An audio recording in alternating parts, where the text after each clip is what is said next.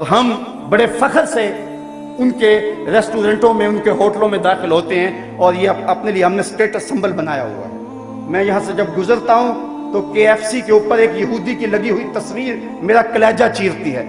میں کہتا ہوں کبھی تو ہمارا مزاج یہ تھا، ہماری مائیں ہمیں کہانیاں سناتی تھی کہ باروں آئے دو انگریز، اگلے نالوں پچھلا تیز۔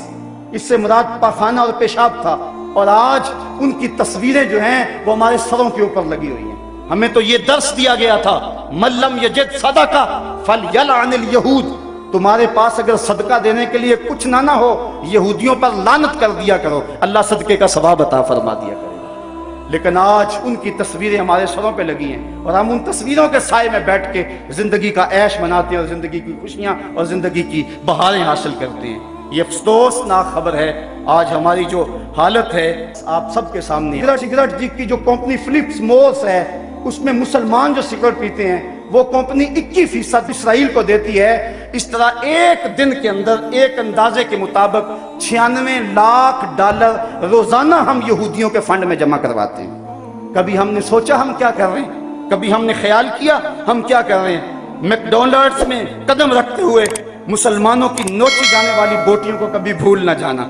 ہم عجیب لوگ ہیں، لا مکہ لا محمد کا مونوگرام رکھنے والے مشروبات کے بغیر ہماری انجوائمنٹ ہی ادھوری رہتی ہے۔ پے ایچ پینی ٹو سیف اسرائیل کا مخفف رکھنے والے مشروب کے بعد دل مانگے اور پر مجبور ہے۔ سوچیں ہم کیا کر رہے ہیں؟ کیا لکس، رکسونا اور لائف بوائے سے غسل نہ کریں تو صاف نہیں ہوں گے؟ سن سلک ہیڈ اینڈ شولڈر سے بال نہ دھوئیں تو کیا گنجے ہو جائیں گے؟ لپٹن اور بروک بانڈ کی چائے نہ پئیں تو زندہ نہ رہیں گے؟ فیئر اینڈ لولی اور پونڈز کریم استعمال نہ کریں تو کیا چہرے بگڑ جائیں گے؟ ووڈ لینڈ اور ایکشن کے جوتے نہ پہنیں تو کیا چل نہ سکیں گے؟ بس تھوڑا سا سوچنے کی ضرورت ہے۔ اور یہ کمپنیاں کرتی کیا ہے؟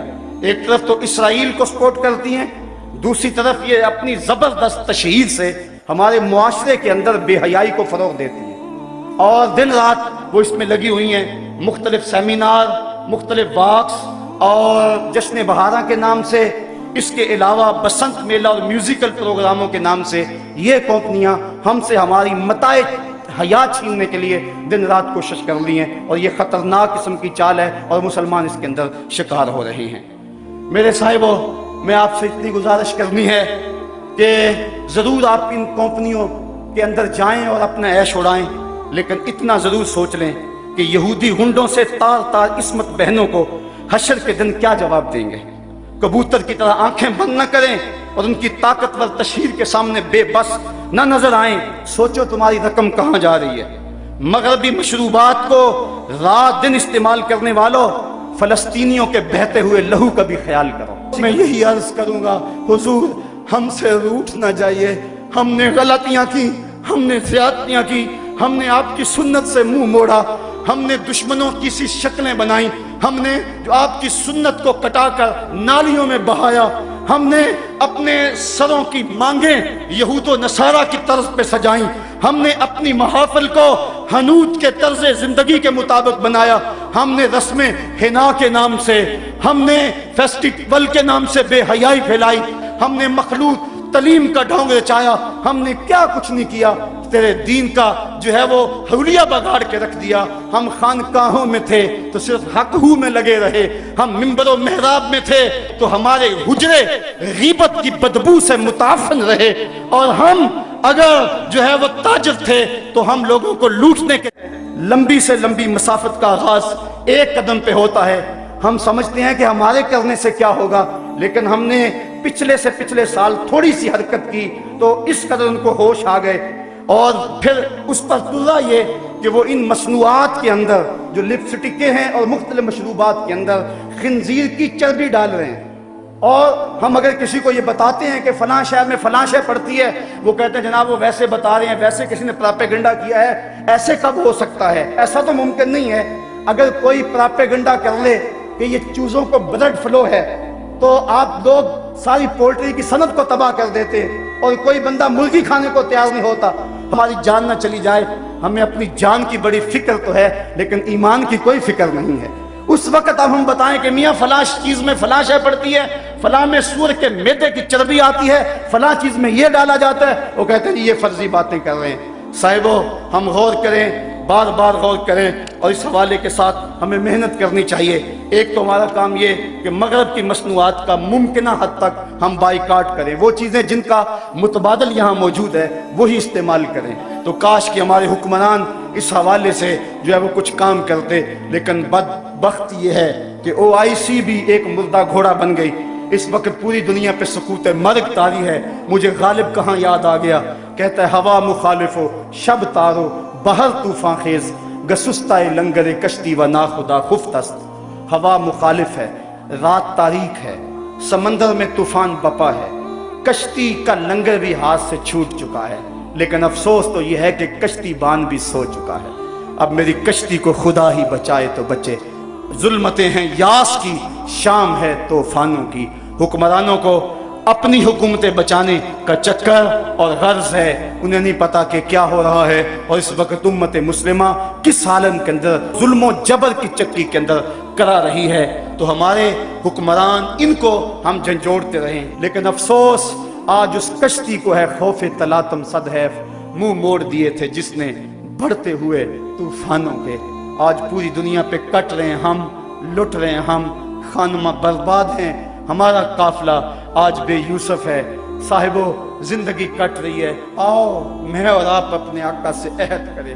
मेरे दामन में सिसकियों के सवा कुछ नहीं है, मैं तो रोता हूँ। आज तो लोग मेरे रोने का मजाक भी उड़ाते हैं, लेकिन क्या करूं जब मेरा सीना जख्मी हो, जब मेरा दिल फट रहा हो, जब उम्मत मुस्लिमा जख्मों में मुब्तला हो, जब काबल से कंधार तक, जब किला जंगी से दश्त लैला तक, जब तोरा बोरा से तकरीर तक, जब मूसल से बगदाद तक मैं जिधर नजर उठाऊं मुझे लाशें ही लाशें पड़े हुए नजर आए, तो मैं फिर क्या करूं।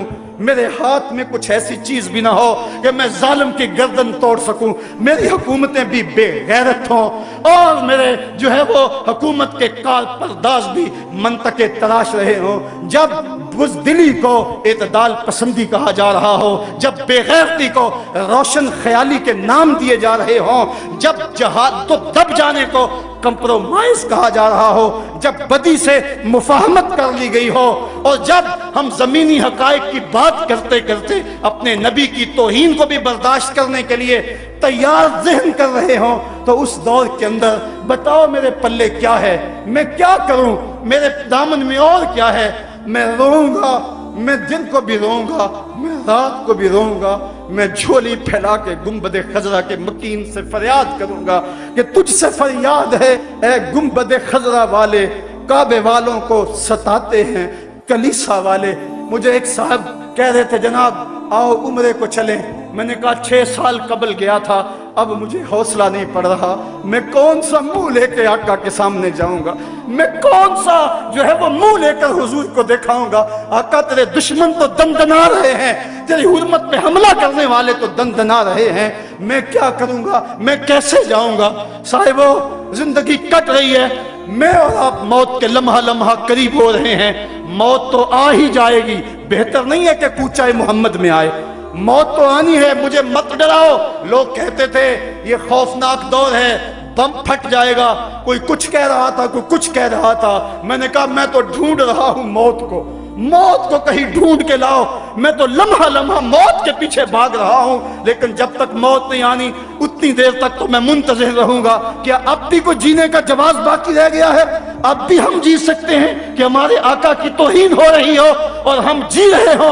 एक एक सांस दुखन बन गया है, एक एक सांस नेज़े की अनी है जो कलेजे को चीर रही है। जख्म ही जख्म है, ताहद्दे नजर शोले ही शोले चमन में नजर आ रहे हैं। उम्मत लुट रही है, कट रही है, पिट रही है।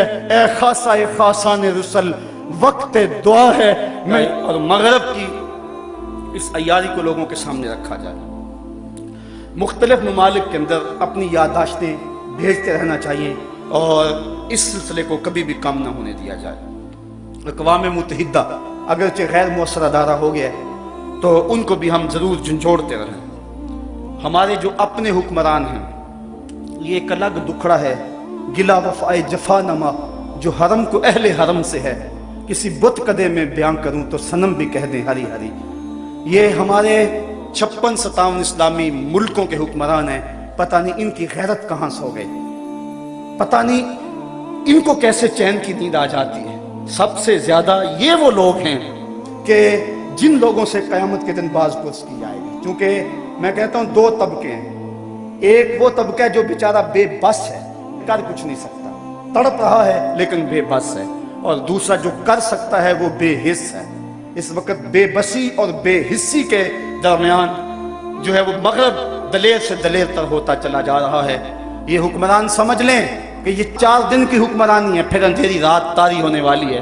अगर उन्होंने नामूस रसालत के लिए कुछ किया, तारीख में उनका नाम रहेगा। जिस तरह सुल्तान नूरुद्दीन जंगी, जिस तरह सुल्तान सलाहुद्दीन अयूबी का नाम बाकी है, वरना मिट जाएंगे।